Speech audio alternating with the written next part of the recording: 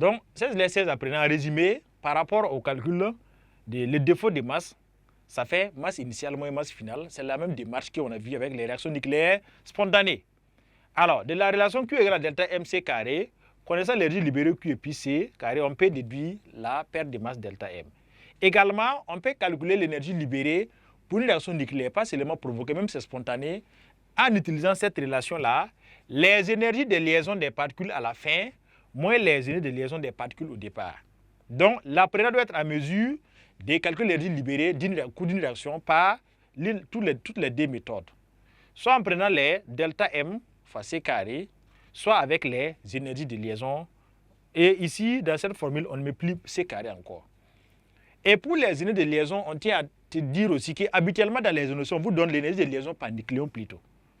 Pour avoir l'énergie de liaison de la particule en question, du noyau en question, il faut multiplier l'énergie de liaison par nucléon là par le nombre de nucléons pour obtenir d'abord son énergie de liaison. Puis, vous pouvez reprocéder, aller appliquer la formule et retrouver l'énergie libérée de façon globale.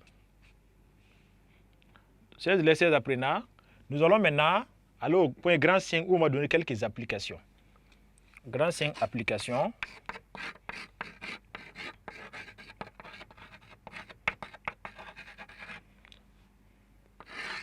Les applications s'apportent tout aussi les dangers et ainsi que l'utilisation de cette énergie.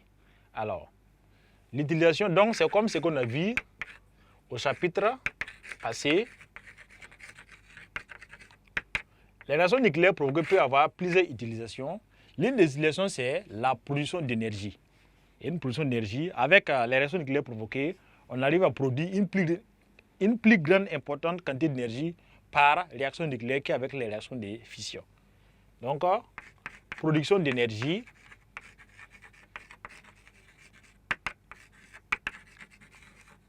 Donc, nous avons la production d'énergie. Donc, ça, c'est l'une des avantages, l'une des applications qu'on peut faire avec les réactions nucléaires provoquées.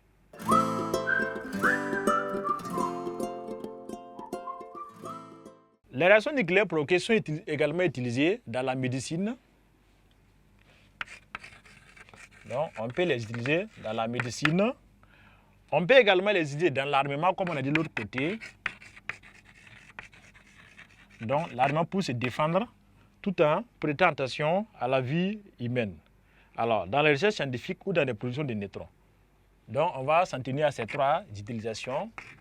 Et les dangers restent les mêmes que ce que nous avons vu dans les paragraphes précédents. Quels sont les dangers liés à l'utilisation des réactions nucléaires provoquées? On a parlé de bombes nucléaires, ou bien des accidents, des explosions nucléaires, comme c'est le cas de la centrale de Tchernobyl qui a fait d'énormes dégâts en libérant des particules radioactives dont les alentours de la zone étaient inhabitables pour la vie humaine. Donc on peut avoir les explosions et les accidents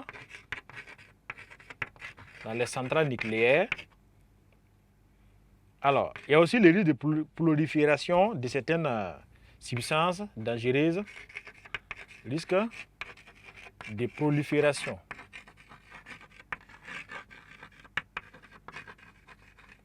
des particules dangereuses ou des substances dangereuses.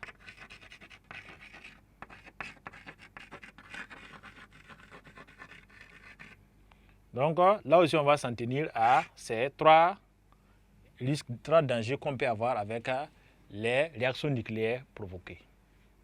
Alors, on va faire un résumé de ce chapitre rapidement. Donc, en termes de généralité, 16 les 16 apprenants. Alors, il y a réaction nucléaire provoquée et réaction nucléaire spontanée. Les deux s'opposent.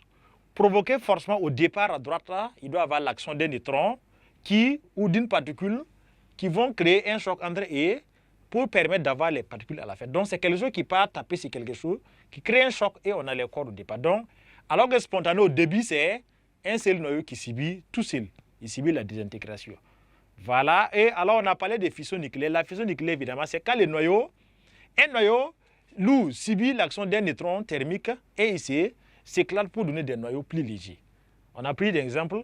Et également, on a parlé qu'il y a une réaction en chaîne là-bas. Les noyaux fils produits peuvent aller tour avec la production des neutrons pour d'autres types de réactions qui vont s'enchaîner. La fusion nucléaire, c'est le contraire des noyaux qui sont légers, s'unissent pour donner un noyau qui est plus lourd. Et là aussi, on a vu l'exemple où avec les deutérium et les deutérium, on trouve un tritium qui est plus lourd. Alors, les bilans d'énergie, c'est tout où on veut attirer votre attention. Donc, les démarches, on a vu que les lois de conservation, c'est presque les mêmes choses qu'au chapitre 15. Alors, maintenant, la paire de masses ici, c'est masse initiale moins masse finale. Ici, comme on a 2 corps au départ, en écrivant la paire de masses, tenez compte de ces 2 corps au départ. Si la particule produite, il y a un coefficient 2, coefficient 3, tenez compte de ce coefficient-là dans les calculs de la paire de masse. Et on peut trouver la paire de masse en faisant plus sur C carré également. Énergie libérée, cette relation qui est importante.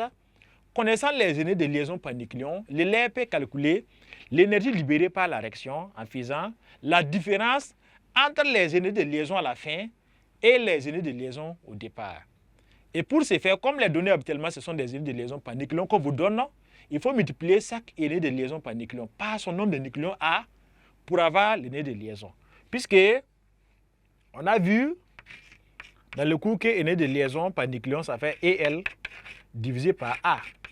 Donc, ça veut dire que si vous voulez les EL de chaque corps, il faut multiplier l'énergie de liaison par nucléon multiplié par A pour avoir les unités de liaison.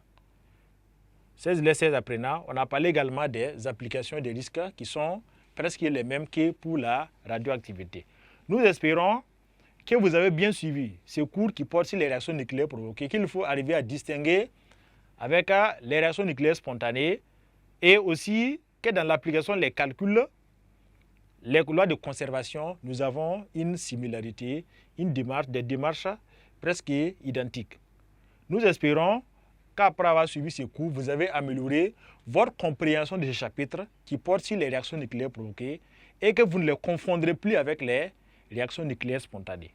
Et nous allons maintenant passer à la phase exercice où on va voir des réactions nucléaires où vous pourrez peut-être les identifier et aussi comment faire les calculs lorsque nous sommes dans le cas d'une réaction nucléaire provoquée. Nous vous remercions pour la constance et à la prochaine.